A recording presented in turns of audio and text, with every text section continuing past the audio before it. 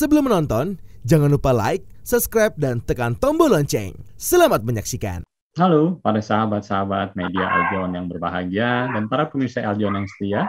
Kembali bersama saya Prayoga Mulyo dalam acara Community Update. Hari ini kita akan bicara dengan kawan-kawan penggiat dari dunia otomotif. Tapi bukan dunia otomotif biasa, sebuah dunia otomotif yang sangat menarik, yang sedang tren kali ini, yaitu dunia otomotif retro klasik. Hari ini saya ditemani oleh dua narasumber yang begitu istimewa, Mas Andri Rengreng. Apa kabar, Mas? Ya, baik. Nah, sekali jumpa, walaupun Terima kasih. sekedar di layar kaca ya. Kemarin kita Sama-sama, jumpa Mas Yuda. ngobrol-ngobrol, nah sekarang kita jumpa lagi di layar kaca. Ya, Mas Yuda. Lalu Mas Andi juga didampingi oleh rekan kita yang katanya baru pulang ke tanah air nih. Mas Hasan, selamat datang di tanah air, Mas Hasan. Senang sekali bisa bergabung. Terima kasih. Aduh, senang sekali Mas Hasan. Gimana rasanya kembali ke tanah air? Panas rasanya ya, gerah ya? Kembali ke tanah airnya udah lama ini Pak Yuda. Nah, Ya, sudah lama sekali. Kita ada 3 tahun, 4 tahun saya. iya, iya. Oke. Tapi kelihatannya masih ada bau-bau mancanegara ya yang dibawa, paling nggak ilmu pengetahuannya bisa dibawa pulang ke tanah air ya. Ya, setidaknya pengalaman saya.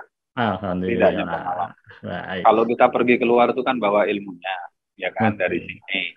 Kalau dari sana kemari kan bawa pengalamannya kan Pak. Siap. Kurang lebih seperti itu. Ya, ya. Bawa ininya nggak kira-kira nih? Bawa jodoh juga nggak dari luar nih? Nah, itu dia yang perlu kita pikirkan kembali nanti. Mikirkan kembali. Waduh. Oke, nanti kita bahas soal jodohnya Mas Hasan. Gimana perjodohan di mancanegara ya. Nah, sekarang kita sapa dulu nih. Mas Hasan, mohon izin saya sapa dulu nih. Sahabat saya Mas Andri Rengreng. Ini pasti asli dari Celebes, dari Sulawesi. Betul ya Mas Andi ya? Betul sekali, Pak Yuda, dari Sulawesi Selatan. Mas, kalau bicara Mas Andi ini tergolong dari ningratnya orang Sulawesi ya, kalau di sini Raden Masnya lah ya, gitu ya Mas Andi ya. Betul sekali Mas Andi. Kalau boleh nanya dulu nih, Mas Andi mulai kapan aja nih terjun ke dunia otomotif nih? Saya dengar udah cukup lama malang melintang di dunia otomotif, bahkan koleksinya udah hitungannya udah nggak cukup nih. Waduh. Dua tangan dua kaki udah nggak cukup katanya. Gimana ceritanya bisa masuk di sana?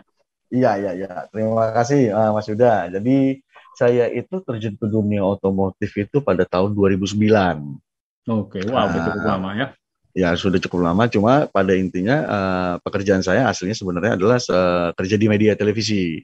Hanya saja saya otomotif itu hobi. Jadi dulu itu tahun 2009 saya lebih senang ke mobil-mobil build up. Gitu loh. Main-mainnya sebelum kita beralih ke klasik. Nah, kemudian terjadilah jual beli yang menghasilkan cuan, akhirnya sekalian hobi, sekalian menghasilkan. Oke, tidak hanya menghambur-hamburkan uang, tapi juga ngumpulin uang gitu, Mas. Ngumpulin duit gitu loh. Nah, baik. Hobi saya udah cukup lama, bahkan sampai tahun 2014 saya beralih ke mobil-mobil Eropa. Main Mercy dan BMW segala macam, sampai akhirnya kita memulai, saya tertarik di mobil klasik itu pada tahun 2015 awal. Oke. Waktu itu sempat mengendarai mobil Mercy Eagle Eye tahun 56 yang 2 pintu. Punya teman saya. Entah kenapa tiba-tiba dia bilang, tolong titip jual deh, Hendri. Hanya dalam waktu hitungan 1 minggu, alhamdulillah tuh mobil terjual. Padahal agak rada susah ya waktu itu kita ngejual mobil Mercy Eagle Eye tahun 56 gitu. Nah, dari situ kita mulai kecanduan gitu. Dan awalnya juga kita sebenarnya sebagai broker sih, Om Yuda gitu loh. Lama-lama kita nabung, kemudian kita bisa beli mobil klasik. Waktu itu kita sebutannya bahan ya Om Yuda ya. Oh, bahan ya. Ini bahannya boleh bahan. Kalau saya melihatnya ini bahan pemikiran, belum bisa dibilang karena baru mikir aja gitu kan. Kalau Mas Andi langsung diambil ya. Terus gimana Mas? Jadi coba kita restorasi. Awalnya itu kita beli Mercy Ponton yang disebut Mercy Kentang bahan. Kalau nggak salah harganya juga masih tinggi waktu itu ya, Mercy Ponton ya. Terus kita restorasi selama 3 bulan, kita pakai selama 6 bulan, begitu kita jual ternyata masih banyak peminatnya dengan harga yang lumayan. Nah dari situ kita coba lagi main mobil klasik, dan lama-lama tanpa kita sadar, wah mobil itu udah banyak gitu loh. Dan terus ada beberapa yang sedang kita restorasi. Kalau nggak sekarang mobil ada berapa ya Mas Hasan ya mobil kita? Sekitar 60 sampai 70-an mobil. 70 lebih lah ya. 70 lebih. Oke, ya, ya, ya, ya, Gitu. menarik sekali. Artinya 70 mobil itu sebagai bahan untuk dikoleksi atau menjadi bahan dagangan rencananya. Hampir beberapa sebenarnya awalnya kita untuk koleksi, untuk koleksi sebenarnya. Jadi kita tersebar dari beberapa bengkel, bahkan bengkel kita juga ada yang di Magelang, ada di Jakarta, bahkan ada yang di Bali.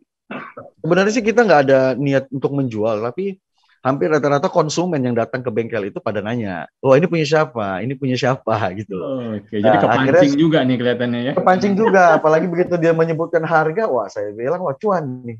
Yang tadinya niat nggak jual, jual gitu. Tapi ada beberapa mobil yang memang kita pertahankan, dalam arti kata, kalaupun kita jual semahal apapun kita belum tentu bisa dapat mobil ini lagi gitu loh. Ada beberapa mobil yang memang kita masih pertahankan, masih istilahnya ya masih kita senang-senangin lah, masih mau kita pakai.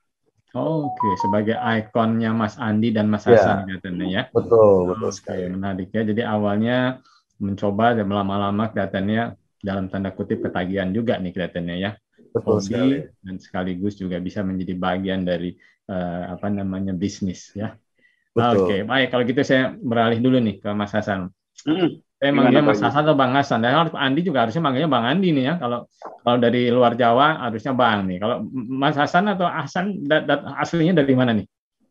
Whatever lah, enaknya gimana Pak Yuda? Oh, logatnya ada Jawanya nih kayaknya nih ya. Iya, saya lama di Jogja.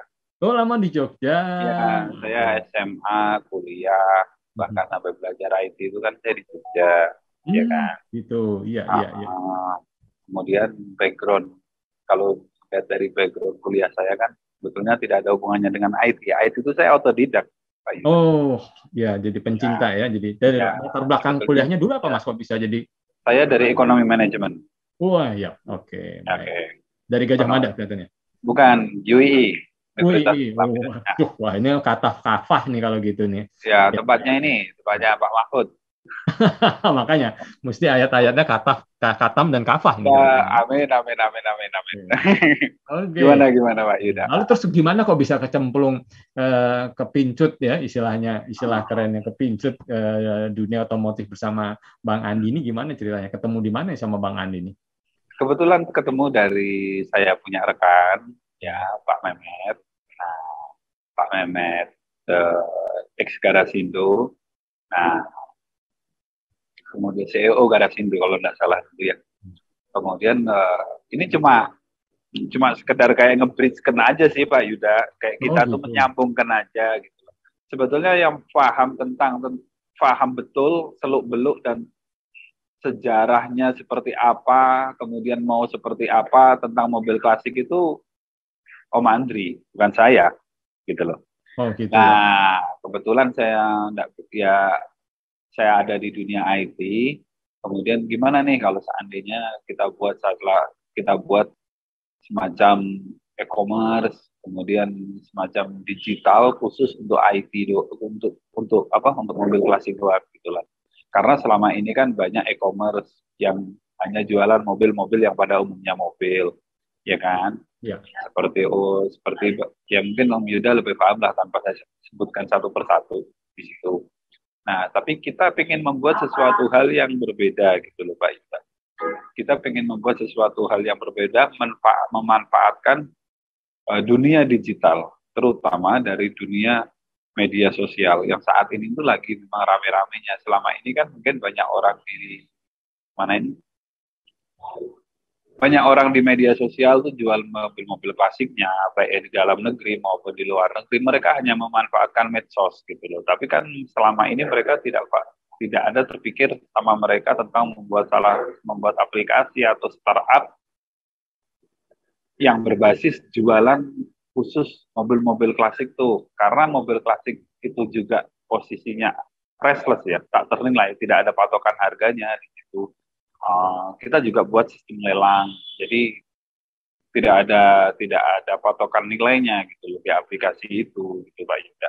Iya. Jadi menarik masuk ke niche market ya, jumlahnya tidak banyak, tetapi pasarnya begitu ya, ini ya. Dan harapan kita juga kan seperti ini Pak Yuda. Mobil klasik itu kan rata-rata hobi ya, hobi itu cinta mereka. Nah, harapan kita dengan adanya aplikasi seperti ini yang kita buat sekarang, itu tuh membernya tuh member-member yang loyal, siap. Maksud kami, kalau di situ membernya itu member yang suka atau hobi, dia kan akan stay dan tetap di situ aja, Pak Yuda. Iya. Bukan sekedar mau jual beli ya, bukan Iya. Mungkin dia mencari informasi, kemudian dia mencari segala sesuatunya kan banyak sekali itu. Jadi nanti di aplikasi itu akan kita dengan berjalannya waktu akan kita tampilkan juga semacam kayak edukasi, kemudian informasi tentang mobil-mobil klasik, kemudian informasi tentang event-event yang berhubungan dengan kendaraan klasik, dan tidak menutup kemungkinan everything all about klasik itu nanti ada di situ. Baik itu mau roda 4, mau roda 2, maupun apapun itu gitu. Ini jangka panjangnya kita akan buat seperti itu gitu loh. Cuma kan ini baru lahir Pak Yuda, aplikasi ini. Aplikasi ini baru lahir, masih harus banyak yang diperbaiki, kemudian masih banyak yang diperbarui, tapi semua ini tidak akan pernah bisa berjalan tanpa ada dukungan dari para pecinta kendaraan klasik itu sendiri gitu Pak Yuda. Oke, iya jadi ini peran komunitas nih ya. Ya, kami sangat membutuhkan. Langkah Mas Andi tepat sekali nih, begitu mau melangkah ke e-commerce yang bersifat klasik sudah merangkul beberapa komunitas nih. Kemarin kita ketemu ya Mas Andi di acara PPMKI, nanti suatu saat ketemu lagi di acara retro di Pondok Indah ya, Rans Market, macam-macam ya Mas Andi. Jadi kalau boleh saya kembali dulu sebentar nih ke Mas Andi. Mas Andi sudah mengumpulkan 70 mobil lebih bahkan di mana-mana, tersebar di mana-mana, lalu sekarang dengan adanya teknologi menyebarnya mobil itu bukan satu kendala. Kenapa? Karena bisa disatukan dengan IT yang nanti Mas Hasan akan kembangkan dengan pengetahuan yang dibawa dari mancanegara. Nah, kira-kira ke depannya nih Mas Andi sendiri punya rencana apa sih dengan para komunitas? Karena komunitas itu kadang-kala juga udah punya WA group ya, sudah punya komunikasi yang begitu intens begitu ya. Bahkan beberapa marketplace juga sudah menawarkan hal-hal yang sifatnya baru lah ya. Nah, kira-kira rencana Mas Andi ke depan dengan e-commerce yang baru ini seperti apa nih dengan para komunitas? Ya, sebenarnya sih kita sudah punya plan memang. Cuma memang nanti akan ada relate sama teman saya Fatan ya, yang nanti akan join. Cuma nggak apa-apa. Saya omongin dulu plannya, nanti detailnya ada Mas Fatan yang akan jelasin. Jadi gini, sebenarnya sih mobil klasik ini kan identik dengan orang-orang dewasa, ya, lebih orang-orang tua gitu. Banyak pemikir, wah mobil klasik penggemarnya orang-orang tua. Padahal seiring berkembangnya zaman, ada shifting market yang sudah bergeser ke generasi milenial gitu. Nah, terbitnya munculnya aplikasi ini itu adalah suatu pemikiran dari dua orang yang berpengaruh di dunia otomotif. Yang tadi disebutkan sama Pak Hasan, ada namanya Bapak Muhammad Alto Mehmet yang bergabung udah lama lah melalang melintang di dunia otomotif dari tahun 90-an. Salah satu bekas bos Garansindo. Kemudian beliau punya putra sulung yang namanya Fatan yang suka dengan mobil retro dan vintage. Rata-rata anak muda suka vintage. Nah, mereka ini join nih, akhirnya berpikiran gimana ya caranya supaya ada perpaduan antara klasik, retro, vintage, dan orang-orangnya juga bisa join gitu loh. Jadi pemikiran anak muda nih sebenarnya. Gitu loh. Akhirnya Fatan ini memanfaatkan digitalisasi yang saat ini sedang berkembang di sini. Tercetuslah ide itu. Jadi memang pada dasarnya saya, Mas Hasan, Fatan, dan dengan Om Mehmet itu memang pengen menggabungkan antara komunitas-komunitas lawas dengan anak-anak muda yang ternyata anak-anak muda itu secara data semenjak pandemi, ada kemarin di artikel otomotif.com kalau nggak salah ya saya kutip itu. Selama pandemi anak-anak muda itu lebih tertarik mobil klasik dibanding mobil-mobil yang sudah modern. Dibanding mobil-mobil yang fitur-fiturnya sudah lengkap. Kenapa? Ada daya tarik sesuatu tersendiri bagi mereka yang menurut saya adalah mereka hasrat pengen tahunya anak-anak muda zaman sekarang itu luar biasa ya. Di saat mereka belum lahir, ternyata ada mobil ini, Gitu loh. Jadi memang plan ke depan kita adalah bagaimana mengedukasi generasi milenial untuk lebih memahami mobil antik, bahkan mereka sendiri terjun langsung sebagai pelaku penggemar mobil klasik itu sendiri. Itu salah satu tujuan kita sih, Mas. Kenapa? Karena tidak bisa kita pungkiri generasi milenial itu popularitasnya jauh lebih bagus dibanding popularitas yang sudah lawas. Itu sih yang planning kita ke depannya. Makanya sih saya bilang ini akan ada relate nantinya ke partner saya Fatan. Gitu. Oke, baik Mas Andi. Jadi kelihatannya memang kalau dulu istilahnya classic cars is a big toys for a big boys. Nah sekarang kayaknya big toys for the youngers ya. Yang lebih muda lagi gitu ya. Betul. Jadi memang anak muda sudah mulai mencintai barang-barang klasik gitu ya. Barang-barang klasik. Bagi mereka tapi itu kelihatannya Mas Andi barang-barang klasik harus dipadukan dengan teknologi yang muktakhir nih ya. Mas Hasan ya, kelihatannya untuk bisa menjangkau mereka, kelihatannya nggak bisa dengan teknologi yang klasik, tapi justru menjangkau teknologi yang lebih baru gitu ya. Betul, nah, kira-kira Mas Hasan gimana nih depannya nih? Kalau menurut pandangan saya sih gini Pak Yuda ya, kalau untuk teknologinya itu aja hanya suatu sarana untuk membuat semuanya jauh lebih simpel dan sederhana, ya kan? Tapi tidak boleh meninggalkan nilai histori dan klasik itu sendiri gitu loh Pak Yuda. Oke, ya. Jadi kayak aplikasi Batok, ya kayak website Batok itu hanya sarana saja, karena memang eranya sudah era digital. Gitu. Makin ada sarana seperti itu akan membuat semuanya itu jauh lebih simpel dan lebih sederhana lagi. Gitu. Tapi tidak meninggalkan arti dari seni daripada kendaraan klasik sendiri. Oke, ya artinya kendaraan klasiknya punya nilai sendiri. Iya, punya nilai sendiri. Harus mumpuni untuk bisa menjangkau para pemilik klasik car tadi ya. Iya betul. Dan paling utama kan dengan harapan kami ke depan, aplikasi ini kan dapat dimengerti baik orang di dalam negeri maupun di luar negeri gitu. Jadi keinginan kami ya, harapan besar kami itu, ini loh di Indonesia itu juga banyak pecinta-pecinta mobil klasik, pecinta-pecinta motor klasik, apapun itu yang berhubungan dengan kendaraan klasik. Di Indonesia itu juga banyak, bahkan sampai antusiasnya semakin tinggi, itu mereka punya aplikasi sendiri sebagai wadah untuk semua pecinta kendaraan klasik gitu loh, Pak Yuda.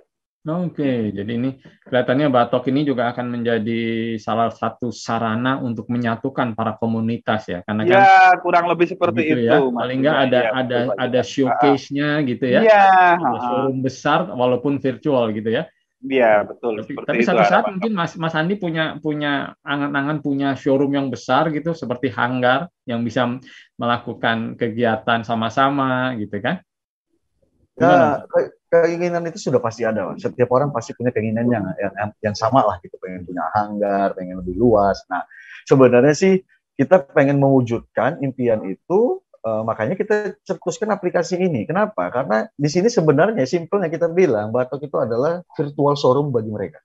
Artinya tidak ada batasan, gitu loh. Karena memang itu zaman digital, akhirnya kita kasih wadah itu.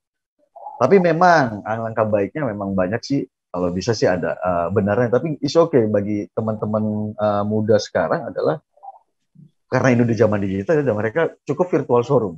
Jadi virtual kita showroom, bisa virtual showroom. Walaupun bukan menutup kemungkinan satu saat Mas Andi ada hanggar yang bisa menampung mereka untuk datang gitu ya. Karena kalau kita lihat beberapa acara dari luar negeri, kalau udah kita nanti akan menuju ke sana. Lelang itu kelihatannya menghadirkan fisik itu menjadi sebuah momen ya. Betul, experience sekali gitu ya bagi penggemar melihat mobil, merasakan suasana lelang begitu ya. Walaupun nanti kita bahas di sesi kedua. Nah, Andi, kira-kira kalau tadi ada kata-kata member gitu ya, artinya members ini untuk bergabung di sini harus menjadi members atau dalam pengertian members dalam arti luas nih, gimana maksudnya? Artinya gini Mas, kalau member dalam arti luas, sebenarnya kita tidak menghubung-hubungkan member. Artinya gini, siapapun boleh join. Yang tidak suka klasik pun silakan join. Mereka pengen join ke Batok, pengen lihat. Jadi saya sama teman-teman saya itu ingin bikin adalah, jika kamu pengen tahu mobil klasik, hal yang pertama kamu buka adalah Batok. Karena Batok akan ada edukasi tentang mobil klasik. Jadi sebelum mereka terjun, sebelum mereka beli, di situ selain ada jual beli, selain ada lelang, itu kita punya edukasi nantinya. Artinya, mereka ngelihat, wah mobil klasik ini tahun segini. Nah, mereka bisa ngelihat edukasi yang ada di situ. Bahkan nanti Plannya adalah kita akan ada suatu kolom yang nanti bisa chat langsung dengan pelaku senior ya. Misalnya Om Yuda nih, kita kerjasama sama misal PPMKI. Jadi misalnya mereka mau ngechat sama Om Yuda nih yang paham plastik, ngechat sama Om Yuda deh yang spesialis piat, mereka bisa gitu loh. Okay. Kita akan menunjukkan seperti Menarik, itu. Ya. Nah, satu lagi pertanyaan yang mungkin agak sedikit back to square one. Mengapa disebut bandar nih, Mas? Apakah karena bandar itu sebuah pelabuhan tujuan gitu ya? Kalau bandar itu kan, aduh sampai juga kita di Bandar Jakarta, sebuah harapan ya. Kalau Sulawesi itu kan Tanjung Harapan gitu kan. Kenapa disebut bandar? Kok nggak disebut yang lain? Hanggar misalnya. Hanggar ya kan, atau yang lain. Mengapa memilih kosakata bandar? Mungkin ada hal yang sangat goib gitu atau hal yang komersial gitu. Sebenarnya gini sih, itu tercetus yang tadi saya bilang partner saya Pak Mehmet ya. Jadi beliau ini kan sosok pebisnis yang sangat luar biasa di dunia otomotif gitu loh. Pemilihan katanya sendiri memang beliau yang memilih.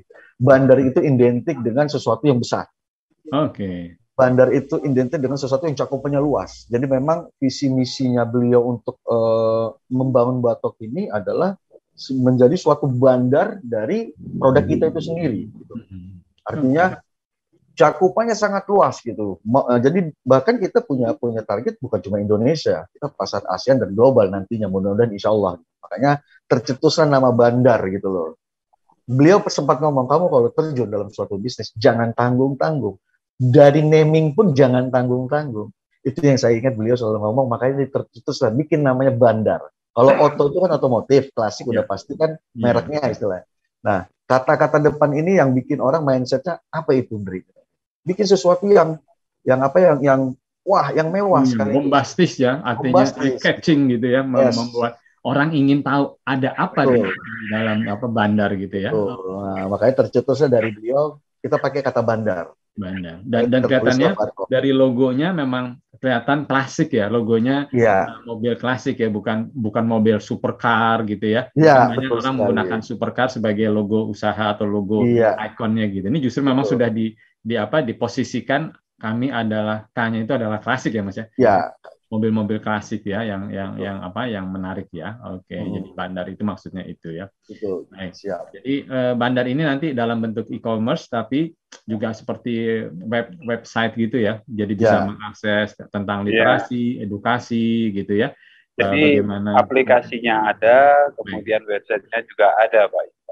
Oh gitu ya, jadi lengkap lah ya websitenya itu yang mungkin yang menurut Mas Andi tadi merupakan bagian dari proses edukasi dan literasi bagi orang-orang yang tahu lebih jauh tentang mobil-mobil klasik atau motor-motor klasik ya. Oke, baik. Kembali ke Mas Hasan. Mas Hasan, kira-kira kalau kita bicara era IT generasi katanya 4.0 walaupun mungkin sekarang sudah melangkah ke 7.0 mungkin ya, sudah jauh ya depannya, sudah tidak cuma 4 tapi sudah 5, 6 dan 7. Nah, kira-kira sampai kapan nih perkembangan ini terus menjangkau berbagai kegiatan? Karena begitu COVID nggak ada kan kita akan kembali ke offline lagi nih ya. Artinya kita lebih nyaman saya lebih nyaman kalau bisa bersalaman dengan Mas Hasan ya. Kemarin saya ketemu Mas Andi itu sesuatu yang menarik gitu ya. Ya walaupun di layar kaca juga tetap ganteng sih ya, kelihatan nggak beda gitu ya. Tapi artinya gimana nih? Perkembangannya akan berhenti nggak gitu ya? Atau gimana? Sebetulnya dengan beriringnya waktu, Pak Yuda, era digital itu bukan semakin turun ya, tapi kalau saya lihat semakin menanjak. Skalanya semakin menanjak naik kayak gitu loh. Karena kan namanya teknologi itu kan dia dibuat membuat hidup ini lebih simpel, lebih simpel dan sederhana. Contoh sekarang kayak kita kalau mau beli makan dari luar gitu nggak perlu harus keluar rumah, kecuali kalau kita mau refreshing gitu. Lagi males nih keluar rumah gitu kan. Kemudian cukup pesen lewat digital gitu, startup digital yang ada, kemudian dengan simpelnya makanan itu bisa datang kayak gitulah. Harapan kita itu di dunia klasik next time nantinya itu akan seperti itu juga, Pak Yuda. Ya kan? Yang tadinya orang mungkin searching dia harus cari suku cadang kendaraan klasik tipe ini.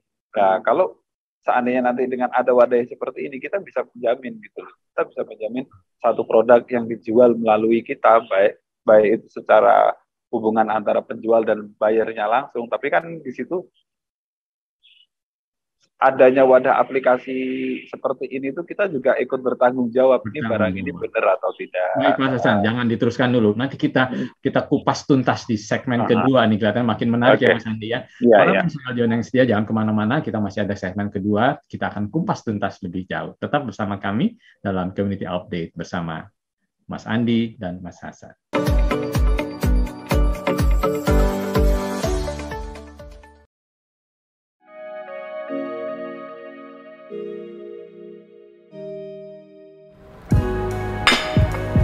Hai, sudah nonton ya?